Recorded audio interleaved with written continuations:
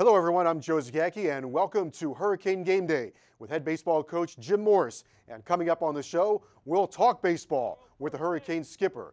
In Unlimited Access, we'll show you how to create a perfect baseball field just like the new one at Alex Rodriguez Park. And Hurricanes junior outfielder Nathan Melendrez joins us in studio. Hurricane Game Day starts right now.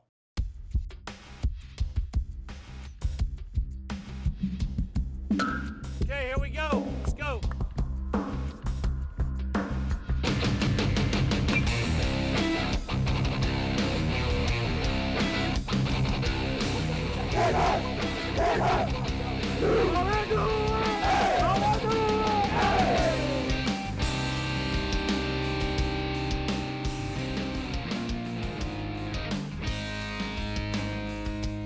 Hello everybody and welcome to Hurricane Game Day with University of Miami head coach Jim Morris, our first baseball show of the year on the road to Omaha, Nebraska. Joe Zagacki alongside University of Miami head coach Jim Morris. And coach, first of all, great to see you. You were sidelined there for a little bit at the beginning of the year. How you feeling? You know, I'm feeling good. It took me a while. Of course, I was in the hospital 7 days, and I was out about 10 or 11 days. So it's kind of crazy because it happened right almost when we start the season. And my entire coaching career, I hadn't missed a game, so that was kind of tough. But I guess while I was in the hospital, I don't think I missed a lot of what was going on because I was out of it most of the time. But to be able to come back home and then not be able to travel with the team was tough. All right, well, you're looking great right now, and the ball club has turned the corner. It looks like they've turned the corner, got off to a slow start, but playing really well right now. Let's talk a little bit about the positives, why you're playing so well. Well, I think a big part of it is we pitched well all year. Of course, I missed a lot of games, so I can't say exactly what happened in some of the games I missed. But the fact is, I think our hitters have started making adjustments, and you got to adjust these new bats. It's a different game. And the last game, I know I was talking to JD, and I said, you know, this game, we sack bunt, we drag bunted, we push bunted, we hit and run, we stole a base, and we did a delayed steal that worked.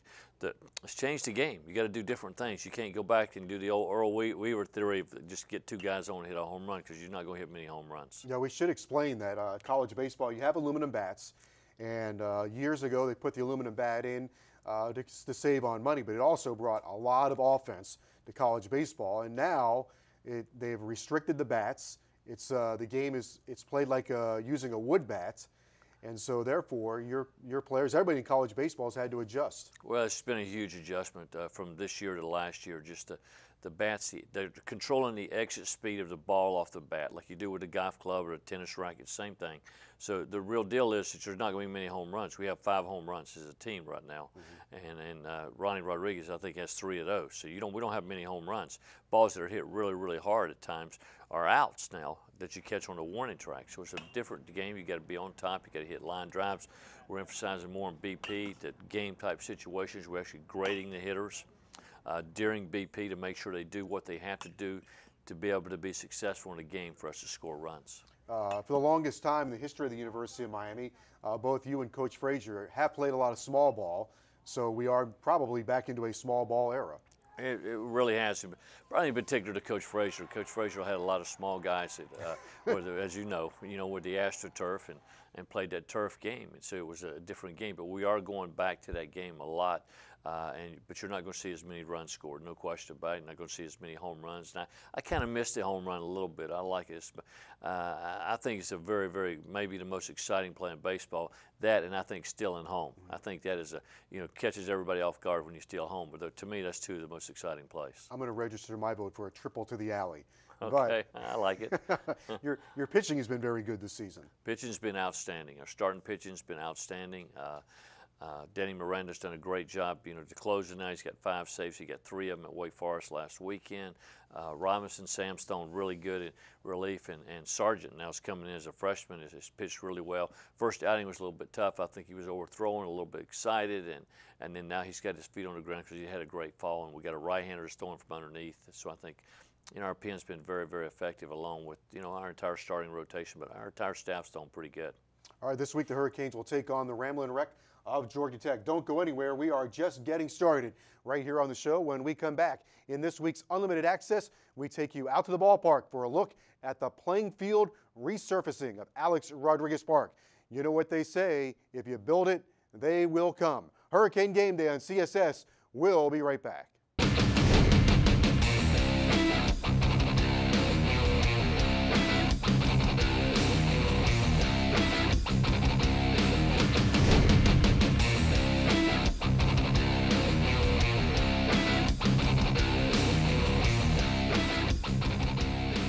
Welcome back to Hurricane Game Day here on CSS. The University of Miami takes pride in all of its facilities. One of them is Alex Rodriguez Park. This offseason, the field underwent a major overhaul. The resurfacing of the ball field is the focus of this week's Unlimited Access.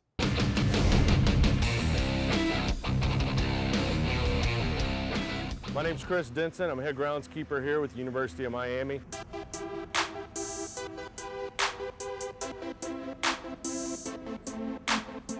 Right now we're doing a complete renovation of our baseball field. We're taking it down a couple inches, getting rid of the organic matter that's built up over the past approximately 15 years since the field was first installed. Everything will be leveled out. Drainage will be brought back up to spec. Our sand base will be brought back up to a spec. The clay will be leveled out, and we'll start off the season with a brand new field next year.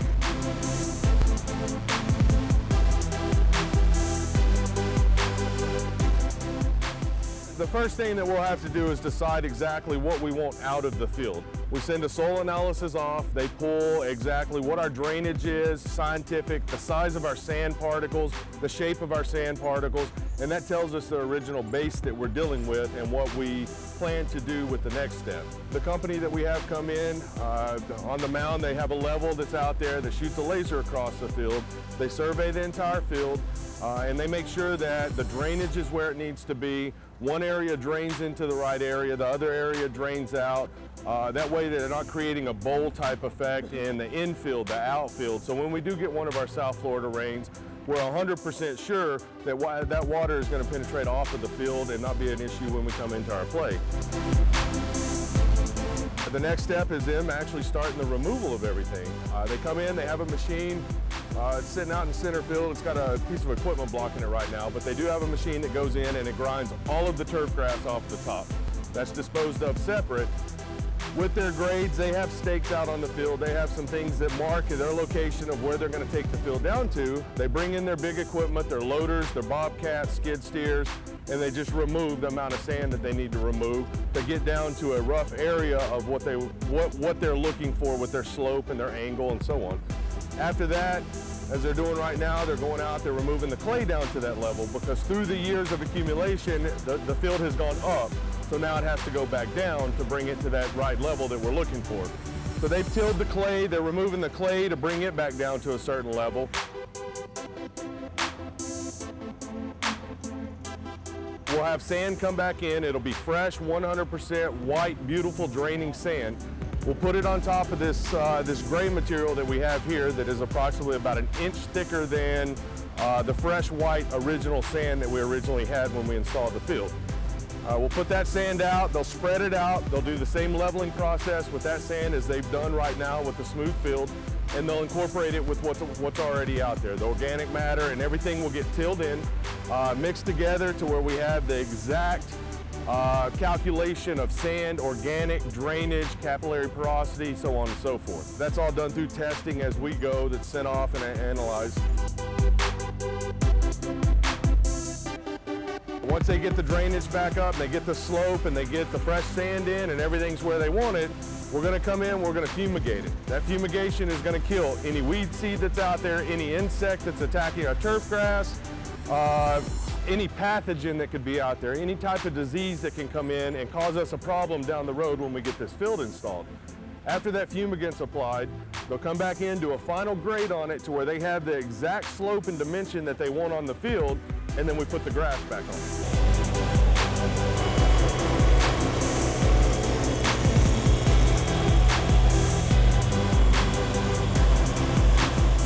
Once we put the grass, then we're back to our normal maintenance schedule that we are any other time during the course of the year.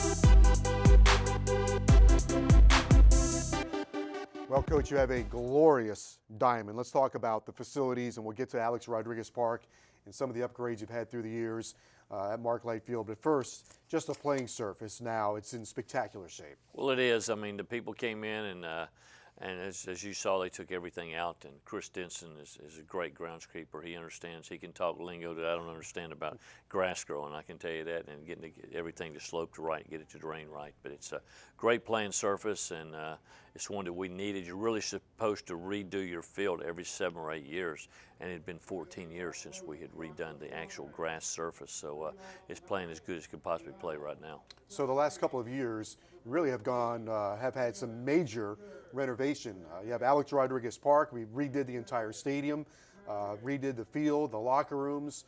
Talk a little bit about why this has been so important for your program. Well, it's big for recruiting, but the players and the fans really deserve the facility. It's a nice place to come out and bring your family and watch a game. It's a great place to bring your kids, and you know they're safe and everything's going to be good there. And it's great for the players to have a nice facility, particularly their locker room and the playing surface. We spent about $15 million, so we spent a lot of money to get that done. We got a couple more things we need to be doing. I guess, you know, in any coach's mind, there's always a couple more things you'd like to add in. Well, for years and years, Mark Light Stadium, and there was always magic there, great home field advantage. But now with Alex Rodriguez Park, you've got the bleachers down both lines, left field line, right field line, of course, great seating behind home plate. And most important, you still have a great home field advantage. Well, we do, and you know, I think that the seats down below give it a great atmosphere, but I got to tell you, I do miss the guys standing behind home plate smoking the cigars 10 deep, hollering at everybody. I kind of miss that from the old ballpark, from Mark Light Field, but you know, it's a great place, a great venue that brings in a lot of revenue. The more money you bring in, the more you have a chance to spend. Helps us in recruit. It's just good in every possible way. Of course, significant, Alex Rodriguez Park, and that's well known. When the recruits come down, that's got to jump out at them right away. Well, it is, and I may be mistaken, but I think probably Alex took the first ground ball that was taken on this new playing surface. The first day they cleared it for us to be able to go out on the field. We practiced that day, but that morning Alex was working out as he normally does on our field every day, taking ground balls and working out our facilities. Plus, we are in this era of everybody's trying to keep up with everybody else, and you got this facility war going on. And with this, the new field and the new complex, this puts you, no pun intended, but on an even playing surface, or almost on an even playing surface. Well, you're right. It's just important in recruiting as much as anything else. In fact, on campus, I was in a lecture with Dr. LeBlanc, and he was talking about the importance of the facilities and the whole campus to be able to recruit students. Students want to come in and feel comfortable. It's the same way with athletes, and a lot of things are common in recruiting students and recruiting student athletes and getting them ready for to feel at home. Well, you got a beautiful clubhouse for the players. That's important. Absolutely. They got to spend more time in that clubhouse than what people realize, because they come early, they leave late, they stay. Sometimes they're there between classes. They eat there some, they study there some, they do a lot of stuff. So it is very important. That was my #1 thing. I felt like, as far as the facilities outside the playing surface, to make sure it was good for the players, and we met all the needs for the players. Plus, you have the meeting rooms there, as we mentioned. So the meeting room is important for you to have team meetings, but also they can go check their video out. They can examine their swing and so forth and so on. Well, we can. I mean, I think that's, it's got everything they need. It's got the video rooms to go see the swing, to scout the other teams. It's got the academic area for them to go use computers to do whatever they need to do there. And then we have a nice team meeting room that we're able to host the NCAA regional or have a team meeting, or have some companies that have actually rented the facility and come in and used it too. So it's a lot of multi-use thing, but #1, it's designed for the players, and I think it meets most of their needs. Yeah, you think you also just nailed a big one as well.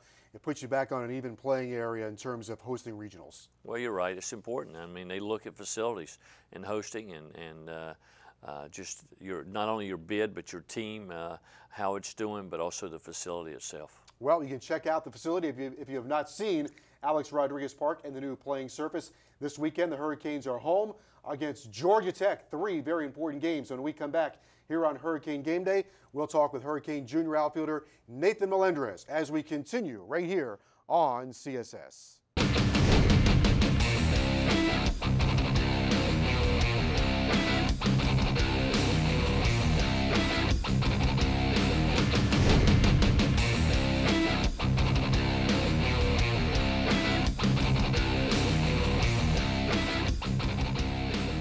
Welcome back to Hurricane Game Day here on CSS, everybody. Joe Zagacki alongside University of Miami head coach Jim Morris, and we are delighted to be joined now by our special guest, junior outfielder Nathan Melendrez. And Nate, thanks so much for being with us. And Coach, third year, and it's been fun watching him grow up. Well, it has. I mean, he's improved a lot.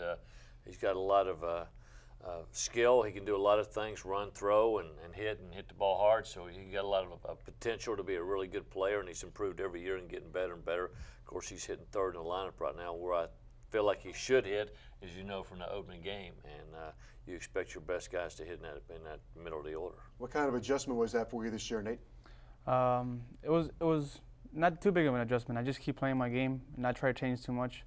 Sometimes people get in a position like that and they try to do too much with that position, and it's when you learn how to calm yourself down and learn that it's what you've been doing that got yourself there in the first place. Well, I know for me, after a couple games, I had to say, hey, hit like you're hitting first or second. Mm-hmm. You know, you'd expect a guy to hit for average, but hit the same way, play your game.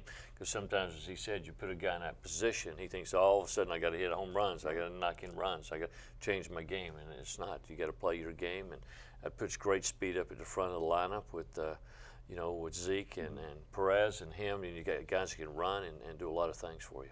Hitting over 300, around 327, and coming off a good series against Wake Forest as well. Yeah, definitely. It was a fun series to play. Most important thing is that we got the sweep. We definitely needed it, and yeah, we made some good adjustments hitting-wise as an offense, as a team in whole, and we did pretty good. I know you're proud of your guys for a lot of things they do both on and off the field. And one of the things you did last year during the football season, you spoke to the Hurricane Club, I think it was before the football game, and you gave a speech, and they were all blown away by what you had to say. Maybe you could talk to us a little bit about that experience. Oh, it was a wonderful experience. It was definitely nerve-wracking. It was one of my probably my first public speech like that in front of a lot of people. It was a fun time. I mean, he was giving me a hard time. He was having fun with it too, you know. But it was a great time, and it was fun, and it was definitely something that I could use in my future, and it was a great experience. He did a good job, though, right? He did great. He did do a great job. It was the first one, I think, right? The first one of any of the student athletes in any of the sports, and I think the fans, the alumni, it was the people to give money. Really, the contributors are right there, and I think they were impressed. But basically, you're thanking them for what they do for us, because without those people, then we're not able to do this stuff. And they did a great job, because he's not only an outstanding player, but an outstanding student and an outstanding young man. Undefeated so far in ACC play, and a big series coming up this weekend against Georgia Tech. Definitely, we're looking forward. You know, we won this weekend, and we got to put that behind us and look to the next game, and we got to focus on this weekend and the weekend series and try to get another sweep. Again, you'll have him in the number 3 spot, but this Georgia Tech squad Coach always has good pitching. Of course, you know Georgia Tech well from once coaching there, but they're always loaded up with pitching. They are. They got normally a lot of prototype pitching. You know, 6'5" guys that throw hard, and they seem to most of them be right-handed. I mean, they're prototype guys, and very good program. Danny Hall's done a great job. They've done a great job recruiting players in there. They're RPIs in the top 10 in the country, and so it's an advantage for us, because we started out slow, as everyone knows, as a team, and I think our RPI is like in the 30s to 40, something like that, 35 to 40 at this point, and we need to move up. And the way you move up is by beating good people, and Georgia Tech's got a good program, but you got to play every single game, midweek game and weekend game. Nate, talk a little bit about the slow start, and I'm sure you had confidence that the team was going to come around, and you being one of the leaders, what were some of the things that you were going through, and some of the things you were trying to show the young players on how to get this thing going in the right direction? Well, first of all, I let them know that we worked our tails off for this whole fall and this whole spring, and we put a lot of work and effort into getting better and becoming prepared for this moment, for these games. And I wanted to let them know that not to forget that, you know, no one could take away the hard work we put in, and what gives us confidence is the hard work we put in every day, day in and day out. So I told everybody to remind themselves of why they play this game, and to enjoy it, and to make sure that we're playing for the right reasons, and not for all the pressure the pressure that's being put around us. So, you know, I just make sure everybody was enjoying the game and playing hard, and that's pretty much it. You know, he's always going to have a favorite spot in my heart, because I know it didn't go your way last year against Florida in the Super Regional, but he did hit a home run against the Gators that tied things up. Well, he did, and you know, if we play good defense, we win that game. But you know, he's got some big hits for us, and he's a veteran right now, so you need him to continue to just hit line drives. And I think that's the biggest adjustment for our hitters, is to learn that hey, we got to hit line drives and get on base and change the game a little bit to bats in particular. All right, Nathan, thanks so much for being with us. We really appreciate it. The best of luck this weekend against Georgia Tech. Thank you. God bless. All right, that's Hurricanes outfitter Nathan Melendrez joining us, and we'll continue with Hurricane Game Day with University of Miami head coach Jim Morris right here on CSS. Don't go away.